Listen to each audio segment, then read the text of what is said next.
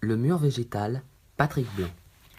Patrick Blanc est un biologiste de renom qui a découvert le procédé du mur végétal artificiel lorsqu'il avait entre 12 et 13 ans. Devenu biologiste, il a commencé ses réalisations en 1986 à la Cité des sciences et de l'industrie. Son travail ayant tout de suite été apprécié, il a réalisé plus de 26 œuvres à travers le monde, dont la plus récente date de 2017 au village de Mac-Arthur-Glen, dans les Bouches-du-Rhône. Sa réalisation la plus connue à Paris est celle du musée du Quai Branly, datant de 2004. Procédé de réalisation. Les plantes poussent au mur, dans des poches de feutre qui est agrafée tout le long de la façade sur une planche de PVC.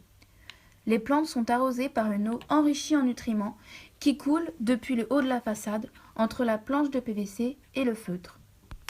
Au niveau du substrat, les micro-organismes fixent les polluants et les dégradent en éléments assimilables par les plantes. Le trop-plein est évacué dans un bac de récupération. Le feutre utilisé est fait essentiellement en éléments recyclés comme le polyamide et le polyester. Les nutriments présents dans l'eau arrosant les plantes peuvent être absorbés par les racines de celles-ci, qui grâce aux nombreux poils absorbants présents sur les racines, permettent le prélèvement des éléments nécessaires à la photosynthèse. Les gaz carboniques sont absorbés par les feuilles et grâce à la photosynthèse, les plantes rejettent de l'oxygène et de la vapeur d'eau qui régulent le taux d'humidité dans l'air. Les plantes exposées sur un mur reçoivent tout ce dont elles ont besoin, comme l'eau et le soleil. Ainsi, l'eau et les sels minéraux absorbés par les racines des plantes forment de la matière organique et sont stockés à long terme dans les organes de réserve et permettent le développement de la plante.